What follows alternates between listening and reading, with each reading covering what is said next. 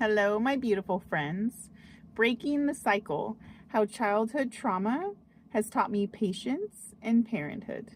Growing up, patience was not something that was really in my household, right? It wasn't something that I experienced or something that I was taught, and it was just never really in my home in general. There was always so much emotional chaos going on, and I constantly just always felt like I was walking on eggshells.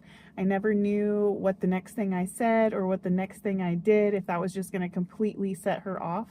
Or I had the other complete extreme where I didn't know if she was going to be gone or if she was just going to be completely passed out. There was never room to just be. There was never room to just be sad. There was never room to just be frustrated. There was never room to even just be happy or excited without something possibly shifting drastically. So there was never really room to just feel safe. As a child of an alcoholic or someone raised in a chaotic environment, emotional regulation and patience were probably extremely challenging. You probably never experienced consistency or a calm environment to really model these behaviors. In my childhood, I so often felt anxious or overwhelmed or just flat out ignored when I really just needed attention. And since these emotions were a part of my everyday, right, my day to day, it is really important for me to acknowledge that this trauma can be what leaves me feeling out of control, even now as an adult. And I know I've talked about this before, how we so often want control, right? Because it gives us a false sense of safety. For an example, as a child, I didn't really have very many moments where I felt like my emotions were understood or heard. And so this made me feel like my emotions just didn't matter at all, right? And this left me in a constant state of tension. So then I would try to control the situation before it got worse. And I never really learned how to truly be patient because there was always something chaotic going on around me. So constant chaotic, right? Constantly chaotic is going to equal an unsafe environment for me, or for me to feel unsafe. So now we're going to take all of this and we're going to fast forward to me as a parent. So I know now in my daily activities with my children, say they are screaming, right? I have a 1-year-old. If she's screaming at the top of her lungs constantly, or if my kids are fighting, or if they're not listening, right? I can get extremely overwhelmed, and I know that it's triggering things from my childhood. And so I really have to take a step back and acknowledge and look at those things.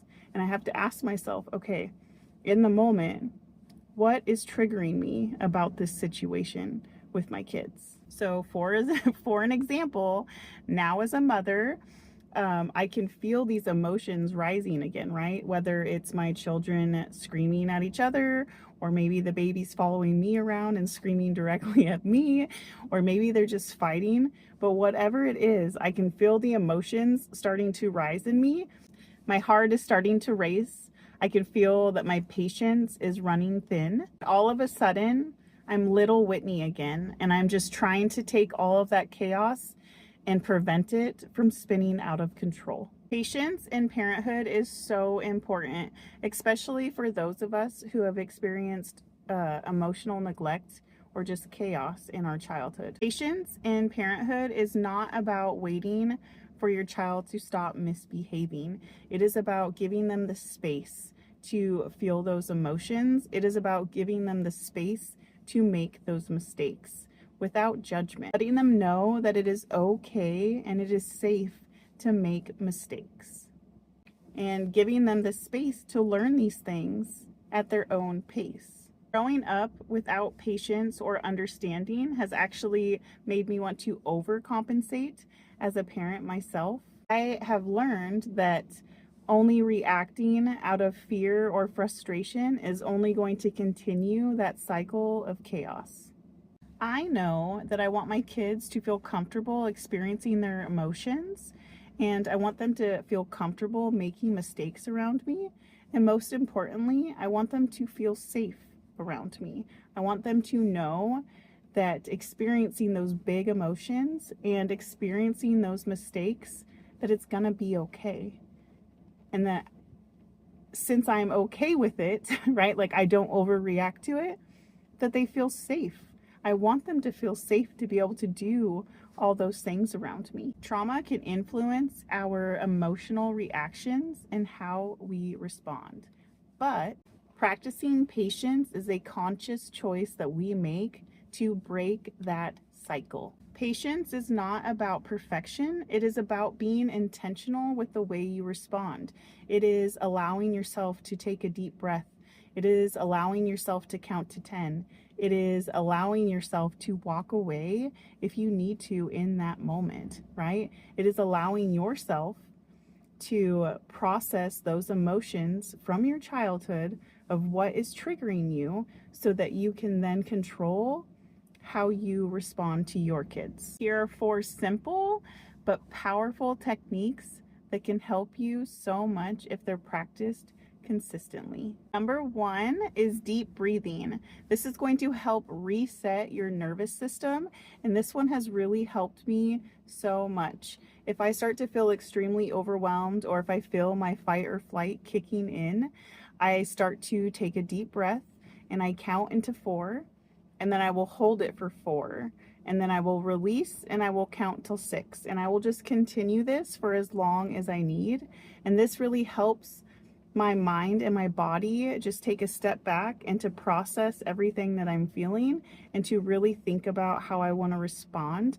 And it's going to help me respond in a more calm and loving manner than just firing off something that I don't mean, right? It really helps just reset the nervous system and let you know that you are okay, that you are safe, and that you might be overwhelmed, but you don't need to be in a fight mode. And it's just really helped me. So taking a deep breath in for 4, and then holding it for 4 at the top, and then exhaling for 6. And like I said, just repeat this as much as you need until you feel and your nervous system feels that it has calmed down. Number 2, counting to 10. So if you count to 10, it's going to give you a small gap between your child's behavior, so that's the trigger, right, and how you react, so your emotional response. So I will count to 10 silently and slowly in my head, and it really gives me time to take a step back, to pause, and to really think about how I'm going to respond in that moment. Number 3, stepping away for a moment. It is okay if you are feeling just too overwhelmed to step away for a moment. I often go to the bathroom. That tends to be the easiest place for me to just walk away and go into the bathroom and just take a little bit to regain my composure, right? And no, doing this is not abandoning your children. It is giving you a moment to step away, to pause, and to really gain that composure back, right? To calm down so that you can respond in an appropriate manner. This actually really models self-regulation for your children. You are showing them that it is okay to step away for a moment when emotions are too high. Been so many times where I've just had to step away for a moment. If it is just too much in that moment and I'm feeling really overwhelmed, I'll just go, like I said, the bathroom. I'll just go in the bathroom, and it allows me to take a deep breath. It allows me to really pause, to think about how I want to react, what I want to say, and it actually just helps me ground myself. And then I can go back out there and I can be a more patient parent and respond in the appropriate manner. And this has actually been such a good learning lesson for them as well, and for me, because when I come out, I just explained to them, you know what, mommy was feeling really, really overwhelmed, and I just needed to take a moment and to take a couple deep breaths and to relax, right? And then come back out so I could talk to you calmly and explain what was bothering mommy so much. And they're always so understanding. They like to know that I'm explaining how I was feeling. And I know in the long run, I'm showing them how to express their emotions. And like I said, that it's okay to step away if you're feeling too stressed out in the moment. And actually, even my 4-year-old, he'll be like, oh, I just need a moment. I just need a moment.